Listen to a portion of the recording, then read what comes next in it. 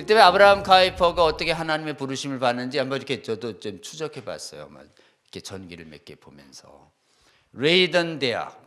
근데 이때가 네덜란드에서 최고 대학이래요, 레이던. 근데 대학의 신학 교수님들이 전부 자유주의화 된 거예요. 벌써. 칸트가 책 낸 지 50년도 안 된 남짓 됐는데 전부 자유주의가. 그래가지고 거기에 유명한 교수가 있어요. 스홀턴 교수라는 사람이 유명한 조직신학 교수고 막 논리하고, 그래서 너무 좋아했대요. 이야, 맞아. 지금 옛날 신앙을 믿는 사람들은 저렇게 반문명적이고 비합리적이고 비과학적이고 저런 무지몽매한 신앙을 한단 말인가. 신사고는 새로운 과학시대와 이성시대에 맞춰서 저렇게 성경도 다 본 다음에 취할 건 취하고 버릴 건 버리는 저런 신학이 참된 신학이야. 이렇게 이제 젊은 카이퍼가 확 도르는 거예요, 자유주의 신학에. 특히 지난번에 얘기했죠. 이 똑같은 대학에 라우엔 호프라는 사람이 신학교에 와가지고 이랬다는 거 아니에요, 카이퍼 앞에서. 더 이상 예수의 육체적 부활을 역사적 사실로 저는 받아들이지 않습니다 라고 얘기하자 학생들은 환호했대잖아요. 환호. 와, 우리도 드디어 자유주의 신학으로 가는구나. 이렇게. 저렇게 터무니없는 부활을 안 믿는 우리도 지성인이 되는구나. 막 이렇게. 그때 막 환호했대, 카이퍼도. 전기에 그렇게 돼 있어요. 근데 그렇게 이제 거짓 신학에 미혹됐던 카이퍼를 하나님은 어떻게 부르시냐? 이분이 카이퍼가 대학교 신학 준비 2년 동안 다닌 교양 인문학과 교수 중에 데프리스라는 교수가 있어요. 자, 인문학 데프리스. 이분은 복음적인 인문학을 가리키고 있었어요. 복음적인 신앙을 유지하면서. 그런 다음에 신학교를 졸업할 때 이분하고 이제 인격적으로 이렇게 이분 좋으신 분이구나, 학자로서 이걸 알게 가지고 교제를 했어요, 카이퍼가 데프리스 교수랑. 그러니까 이제 신학교 졸업할 때쯤 논문을 뭐로 쓸까요, 교수님? 그러니까 데프리스 교수가 딱 찍어줘요. 뭐 알아서 하지 그래, 이게 아니야. 아마 뭐 성령의 감동이 있으셨는지 연구를 이걸 해봐라 이렇게 권고를 해요. 인문학 교수가 신학 박사 논문을 조언합니다. 뭘 조언하냐? 켈빈을 연구하고 켈빈주의랑. 켈빈은 뭐 이제 개혁주의니까 이제 맞죠. 그런 다음에 여러분이 조금은 낯선 이름이고 저도 이번에 처음 알았는데요. 폴란드의 유명한 개혁주의 신학자가 있대요. 폴란드. 이분 때문에 이분 이름이 알려져 있어요. 폴란드의 개혁주의 신학자 이름이 뭐냐면 라스코라고 있대요. 스위스에는 켈빈이 있고 그 다음에 또 1600년 전에 지금부터 한 200년 전이에요. 그러니까 켈빈하고 한 100년 차이 정도 되나 봐요. 라스코라는 사람이 있어. 이제 폴란드에. 그분 개혁주의를 한번 연구해 보지 그래. 이렇게 딱 두 가지를. 근데 문제는 뭐냐? 요 라스코 이 사람 책이 그 구교 카톨릭의 아주 전투적으로 이 프로테스탄트 개혁주의 개신교를 아주 그냥 무지하게 많이 살해한 무지하게 아주 악명이 높은 조직이 하나 있어요. 예수이트라고 있어요. 예수이트가 이제 옛날에 보면은 막 노열나가 해가지고 전투적으로 해서 해외 선교도 많이 나가고 자정도 많이 하지만 개신교도 많이 죽입니다. 제수이트들이 이 개혁주의 책을 싹 없애버렸대요. 이 책을. 그래서 찾을 수가 없는 거예요. 그래가지고 이제 카이퍼가 알았어요. 그러면 이 유명하다는 폴란드의 대표적인 개혁주의 이 신학자의 책을 헤이그, 네덜란드입니다. 위트레이트, 호로닝원 뭐 이런 네덜란드 주요 도시의 도서관을 싹 뒤져요. 없어. 그래? 그럼 러시아까지 한번 뒤져볼까? 폴란드 책이니까, 같은 슬라브족이니까 영국까지 가지는 않을 거고, 예? 거기 한번 가보자. 그래서 이 러시아의 페테르스부르크, 피터부르크, 레닌그라드는 페테르부르크 도서관 런던까지 싹 찾았는데 없는 거예요. 사라졌어요. 그래가지고 데프리스 교수님 만나가지고 책 찾았는데 없는데요, 교수님. 못 쓸 것 같아요. 그러니까 이제 데프리스 교수가 그래? 그러면 간두지 뭐. 이게 아니야. 이분이 뭔 감동이 들었는지 우리 아버지가 시골에서 목회를 하는데 우리 아버지한테 한번 찾아가 봐. 그러면 우리 아버지가 교제하는 사람 중에 혹시 있을지도 몰라. 책을 뭐 보관하는 사람도 있을 수. 그리고 아버지는 기도하는 분이라는 얘기. 그 아버지를 그냥 소개받아 가지고 찾아가요. 시골에 있는 목사님한테.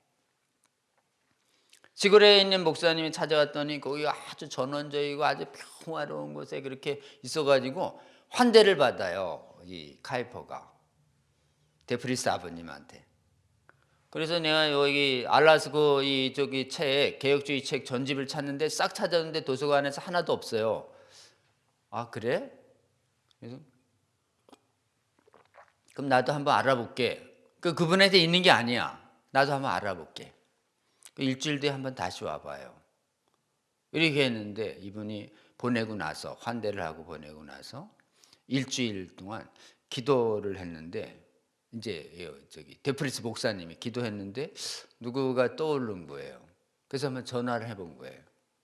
혹시 저기 알아스코 책 좀 있어요?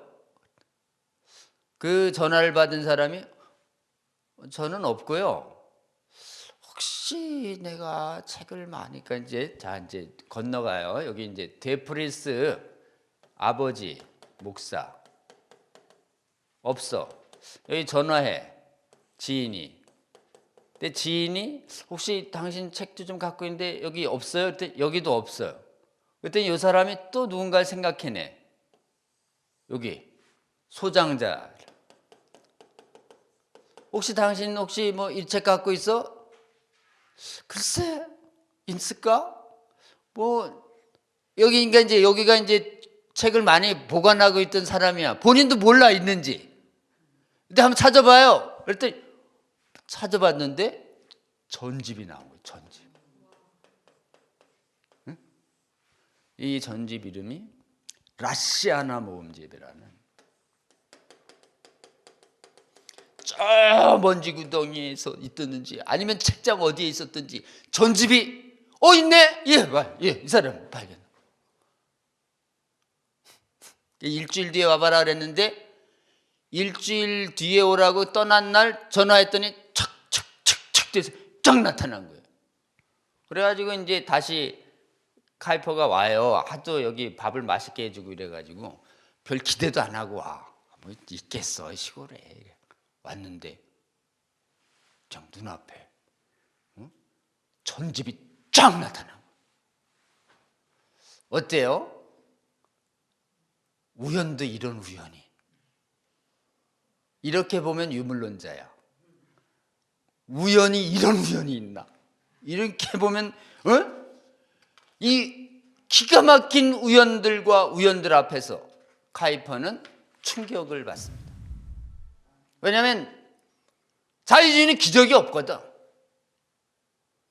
내 눈앞에 기적이 나타난 거예요.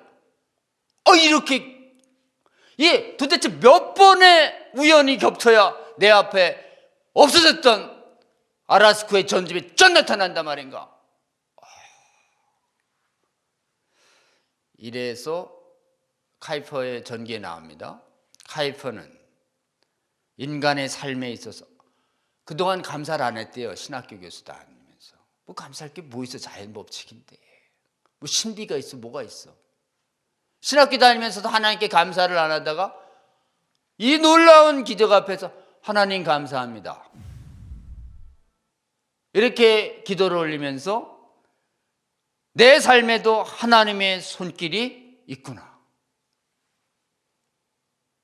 모든 만사는 하나님의 주관 안에 섭리가 있구나. 이걸 받아들였다고 전에 써 있어요. 섭리.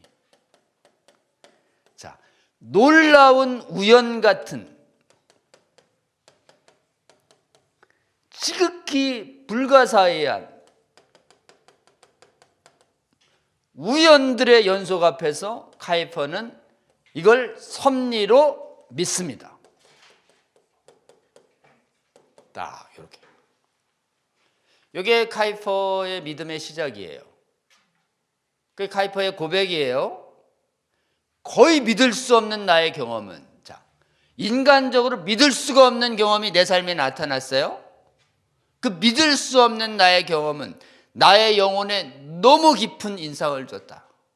그래서 나를 찾아다니시는 하나님의 사랑을 기억하기 위해 이 위대한 신학자가 난 언제 하나님을 처음 느꼈나, 체험했나를, 나를 찾아다니는 하나님의 사랑을 기억하기 위해 과거로 올라가고 옛날부터 교회 다니고 막 신학교 다니고 막 이런 때가 아니라 내가 진짜 하나님이 살아계심을 언제 믿었나, 올라가면 올라갈 때마다 내 생각의 순서가 어디 되었든 아직도 항상 라시아나의 경이로운 섭리로 귀결을 한다. 칸트가 이걸 경험했어야 되지. 그러면 자기가 계획한 대로 계속 산책만 다니고 계속 여기 큐니스베리가 전부야 전부. 기적은 없어. 막 입에 기적은 없다고 주문을 달고 다니니 하나님도 기적을 행할 수가 있나?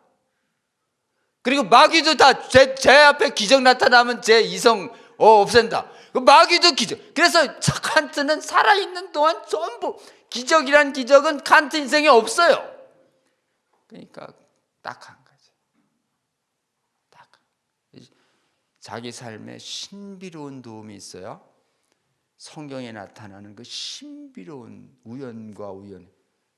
빌립한테 너 사마리아에서 전도하고 있다고. 너 저쪽에 가사로 가.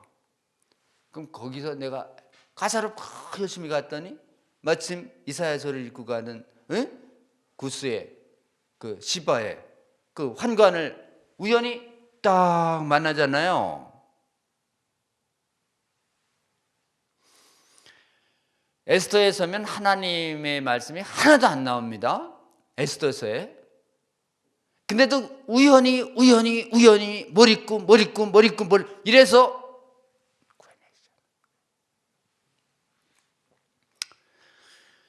여러분, 카이퍼는 요 개인적인 체험으로 이 네덜란드의 이 자유주의 신학자들의 그 현란한 미혹을 견뎌냅니다.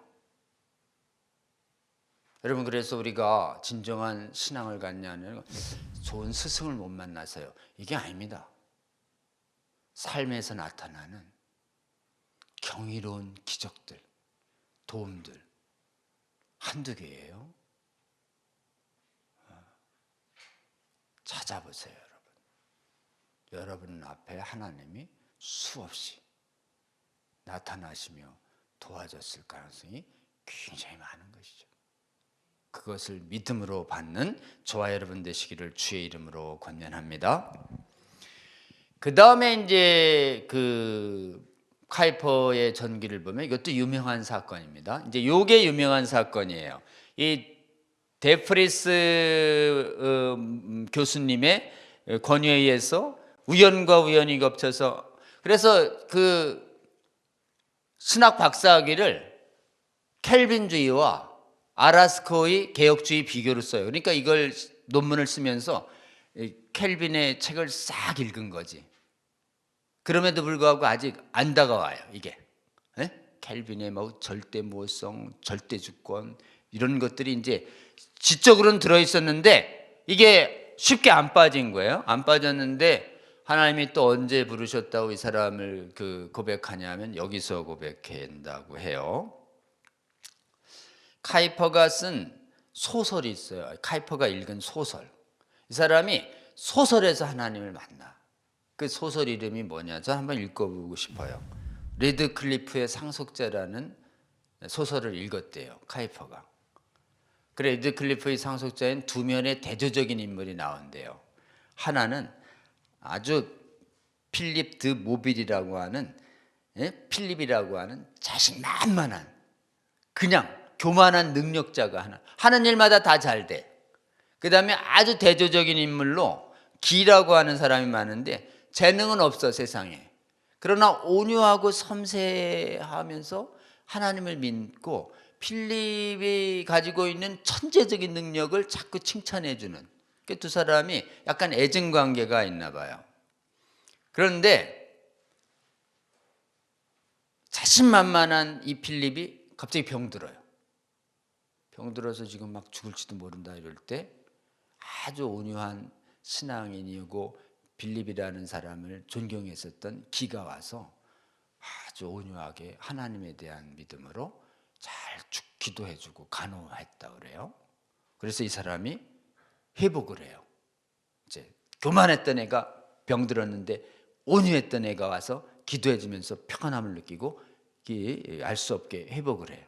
회복을 했는데 이제는 그 온유했던 신앙인 기가 임종을 죽을 병이 걸려요. 그 지금 이제 그동안 도움을 받았는데 뭐 약간 잊고서 배은망덕하게 세상에 살다가 막상 이제 임종 예배에 들어가려고 그러니까 그동안 너무 배은망덕하게 산 게 너무 부끄럽고 그래가지고 마지막 임종 성찬 예배에 자기는 도저히 기는 저렇게 신실하게 하나님을 믿었는데 나는 하나님 없이 내 능력만 만족하면서 막 살다가 내 마지막에 도저히 그 양심에 찔려가지고 마지막에 그 임종 성찬 예배에 도저히 참석을 못하겠다. 이렇게 얘기하면서 이제 내 양심상 못 간다 이러고 있는데 누가 그때 시편을 읽어줬대요. 자기 귀에. 그때 시편에 이걸 읽는 것으로 필립의 귀에 들립니다. 하나님께서 구하시는 제사는 상한 심령이라. 하나님이여 상하고 통회하는 마음을 주께서 멸시하지 아니하시리이다. 이걸 그 예배 때 누가 읽었대요. 어떤 여자가. 그냥 진짜 도저히 양심상 못 들어가는데 상한 심령을 이분이 받으신다. 네? 받으신대? 그 말씀에 의지해서 같이 예배를 드리면서 빌립이 하나님을 만났다는 거예요. 이걸 딱 보면서 카이퍼는 내가 빌립이었구나. 그러면서 이 카이퍼의 고백인 거예요. 그 안에 내 안에 뭔가 새로 생겼는데 나중에 몰랐는데 보니까 그때부터 내가 전에 높이 평가했던 걸 경멸하게 되었고 내가 높이 평가했던 게 뭐야? 자기 자아, 자기 능력. 내가 깔보았던 걸 십자가의 능력과 성령의 능력을 추구하게 되었다. 그래서 지금 이 레드클리프의 상속자의 요 편에서 아브라함 카이퍼가 본격적으로 회심한 것으로 고백합니다. 그 후로 이제 위대한 신학자가 되고 목사님 10년 하다가 국회의원으로 돼서 국회의원으로도 아주 탁월한 능력을 발견하면서 수상이 되고 대학을 세우고 네덜란드를 켈빈주의적으로 개혁을 해내는데 그래서 네덜란드가 그때 엄청난 축복을 받아요. 그 축복받은 네덜란드의 그 힘으로 완전히 돌아서야 되는데 신학교가 자유주의화되는 걸 못 막습니다. 카이퍼는. 그러니까 자꾸 어떻게 돼요? 원래 신실할 때 네덜란드가 확 성공해서 식민지도 막 가졌는데 전부 세속주의화되고 자꾸 이래 되니까 네덜란드 문화가 심어졌던 남아공이 가장 인종차별이 심한 세속주의로 변질돼 버려요. 그래서 사실 여러분 남아공이요. 만델라가 나중에 대통령 되잖아요. 사실은 오히려 만델라가 복수를 안 합니다. 크리스찬들은 온갖 인종차별적인 나쁜 짓은 굉장히 많이 한 거로 나오고, 그럼에도 불구하고 만델라가 90% 이상을 확보하는 만델라가 복수를 안 해요. 그러면서 그쪽 남아공의 정신적인 영향력이 화란 개혁주의로 간 게 아니라 가톨릭의 투투주교로, 그 다른 종교에서. 왜냐하면 개혁주의라고 하면 이럴 수가 없다 이게야. 그러니까 신앙의 변질이 일어난 거죠. 그러면서 투투 대주교의 딸이 동성애자라는 의견이 있어요. 제가 일부스 갔더니 남아공에 있는 분들이 그렇게 얘기했어요. 그래가지고 제가 보기에는 성적 지향 차별금지가 이게 차별금지의 핵심 문구인데, 이게 헌법까지 들어갑니다. 이게 헌법까지 들어간 몇 안 되는 나라 중에 남아공이 꼽혀요. 이제 카이퍼가 위대하게 잘해서 영역 주권이라서 하나님의 주권은 교회 안에만 있는 게 아니라 사회를 거룩하게 변화시킨 것이다. 이래서 켈빈 이후의 삶을 거룩하게 변해서 국가 사회를 올바르게 하고 깨끗하게 하고 번영시킨 대표적인 리더로 카이퍼가 말을 해주고 있음에도 불구하고, 카이퍼 쪽의 화란이 뭘 못 막았냐? 신학 안에서 거짓과의 싸우는 것을 하지 않으니까 어떻게 되는가? 이 네덜란드가 2001년 4월 세계 최초로 말이죠. 2001년 4월 1일인가요? 16일 같기도 하고. 어쨌든 2001년 4월이에요. 2000년도 밀레니엄 처음에 세계에 있는 모든 나라 중에서 제일 처음으로 동성혼을 합법화시키는 이런 나라가 돼버립니다. 카이퍼까지는 배우고 싶은데 여기까지는 배우길 원하세요?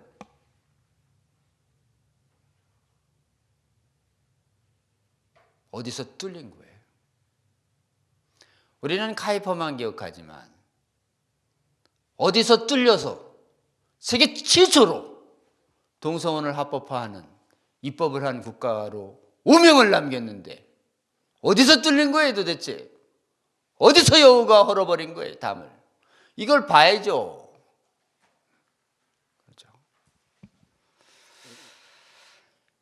그래서 실제로는 말이죠, 이 네덜란드는 차별금지법이 무려 언제 들어오느냐? 1986년에 들어와요. 평등에 관한 법, 성적 지향 차별금지 문구가. 지금 인터넷에 찾아보니까 전 세계 차별금지법의 선구자가 됐어. 화란. 그 위대한 카이퍼가 영향력을 발휘했다는 데에서 어디가 헐린 걸까요? 뭐 이성으로 와서 막 사회 강령역을 기독교의 복음과 도덕과 윤리로는 설득시켰는데, 자, 도덕으로 윤리로 사회를 설득시킵니다. 뭘 설득 못 시킨 거예요? 교회가 교회의 진리, 기독교의 진리, 교리를 허무는 것을 용납한 것이에요. 교리를 허무는 것을 용납하니까 퍽신 쓰러져 버린 거예요.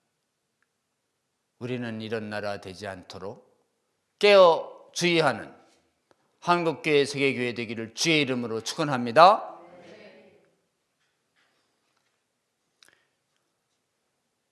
차별금지법과 관련해서 아주 수치스러운 역사를 쓴 거예요. 네덜란드가. 뭐 때문에 그래요? 악마가 디테일에 있는데도 불구하고 싸우지 않은 것이, 악을 제하지 않은 것이, 악과 동거한 거고 악과의 싸움을 외면했다. 저는 한국의 교회가 이것을 막아낸다면, 자, 계속 얘기하면 새로운 신학에 있는 게 아닙니다.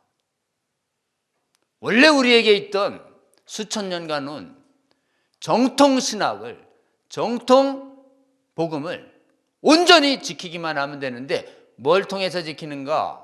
싸움을 통해서 지켜내는, 거짓과 진리의 전쟁을 통해서 지켜내는 이런 한국교회 되기를 우리는 하나님이 우리나라에 원하신다고 굳게 믿어요. 자, 이 전쟁 어떻게 해요? 1번, 기도해서 시작하는 거죠. 기도해야 싸울 수 있는 힘이 느껴지죠. 2번, 온전한 복음을 붙잡는. 그래서 온전한 복음을 기도 중에 주시는 힘으로 온전히 담대하게 선포해서 교회 안에 들어온 말씀을 믿지 않는 자들이여 떠나라. 그 말씀 믿지 않는 사람들이 따로 모이지 왜 말씀 믿는 사람들 들여와서 헐고 있느냐. 가짜 그리스도인들이여 떠나라 라고 해서 진짜 크리스천들이 복음 위에서 살아나는 그런 승리를 하기를 하나님께서는 우리 대한민국에 기대하고 계신다. 저는 굳게 믿습니다. 네덜란드의 이 차별금지법과 동성혼 합법화의 이 역사를 보면 참 허무해요. 신학이 아무리 뛰어나도 위대한 신앙의 지도자가 나타나도 교회 안에 들어와 있는 이 악과의 전쟁을, 거짓 선지자들 분별하고 몰아내는 전쟁을, 악을 제하는 전쟁을 하지 않을 때 같이 썩어진다. 이렇게 위대한 신학자들이 많이 만들어 바빙크니 볼코프니 뭐 이래 만들어 놔가지고 은혜는 다 어디서 받아요? 대한민국에서 받고 화란의 백성들은 정작 병등법 차별금지법에 다 신앙 버리고 다 썩어가면 얼마나 안타까운 거예요. 대한민국의 땅은 썩지 않을지어다 라고 기도하는 저와 여러분 되시기를 주의 이름으로 권면합니다.